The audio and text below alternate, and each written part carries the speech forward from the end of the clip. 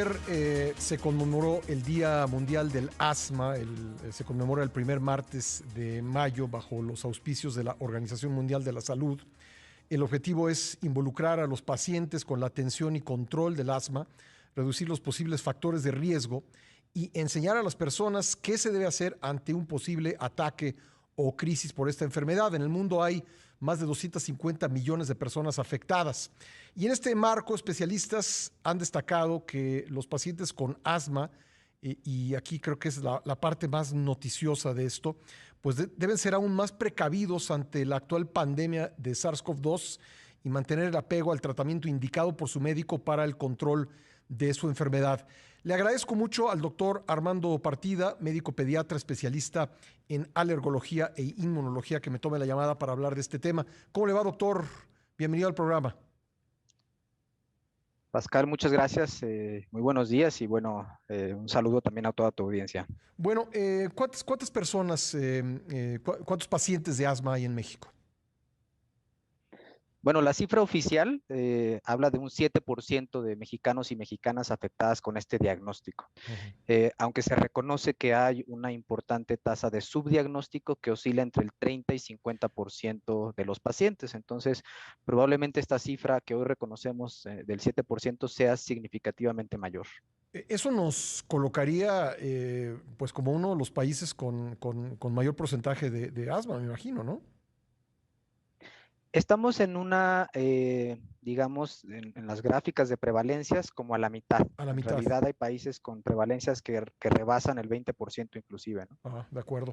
De acuerdo. Bueno, y ante la actual pandemia, si todos debemos tener cuidado, pues más ciertas personas, ya hemos hablado mucho aquí de las comorbilidades, hemos hablado pues de la obesidad, de la hipertensión, de diabetes, de diferentes padecimientos, pero no hemos hablado tanto del asma. ¿Qué cuidados especiales requieren los pacientes de asma ante el COVID? Claro, aquí es muy importante aclarar dos puntos. Uno es que la información que se ha ido acumulando desde los primeros reportes de China y después esto ha ocurrido en Europa, en Estados Unidos y también en México ya por lo menos hay dos reportes de análisis de datos locales en donde parece ser que per se, el asma no predispone a un mayor riesgo de Ujú. infección y tampoco a peores desenlaces. Es decir, no hemos observado un incremento de la mortalidad o de la gravedad de COVID por el hecho de tener el diagnóstico de asma.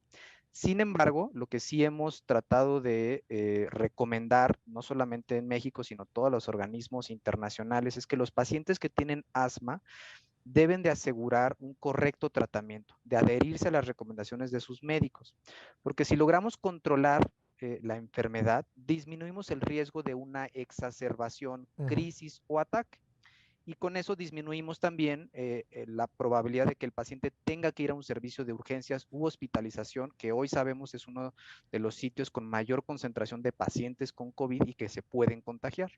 En ese sentido, aquí la recomendación más importante es esa, ¿no? Seguir las indicaciones y continuar con una buena adherencia a nuestro tratamiento de la enfermedad. ¿Cómo saber si uno tiene asma o un pariente, un hijo? ¿Cómo lo detectamos?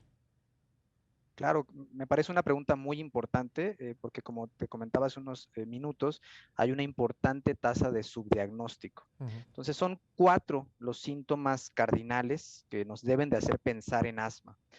Tos, dificultad para respirar, silbido de pecho o una sensación de pecho apretado. Los pacientes refieren que no pueden sacar el aire, que se sienten como con el aire atorado. Lo característico de estos cuatro síntomas es que ocurren en episodios recurrentes. Es decir, no es un diagnóstico en el que pensemos en los primeros días, sino Ujú. que son pacientes que típicamente han estado presentando estos síntomas. Característicamente incrementan en las noches o madrugadas con la actividad física, con el llanto o con la risa intensos.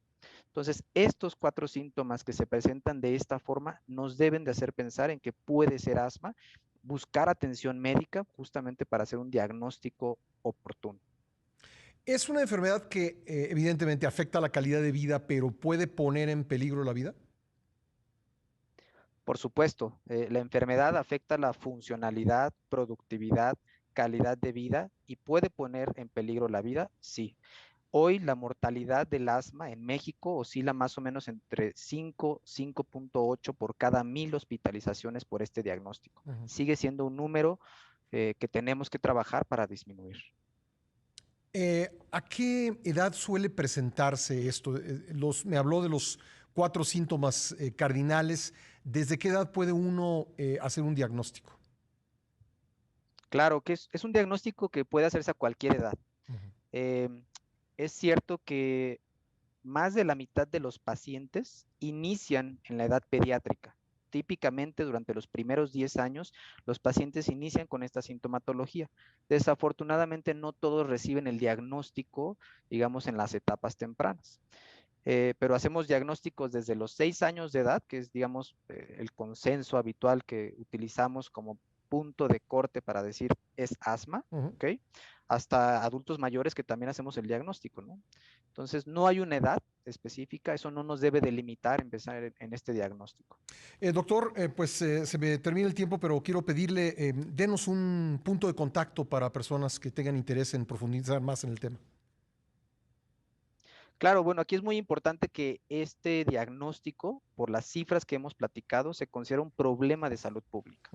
Y como tal, todos los médicos que atendemos pacientes estamos familiarizados y debemos de procurar hacer el diagnóstico y empezar el tratamiento. Muy bien.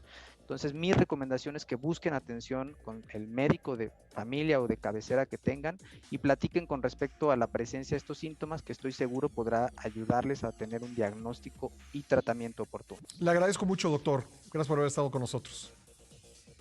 Al contrario, gracias. Ha sido el doctor Armando Partida, médico pediatra especialista en alergología e inmunología.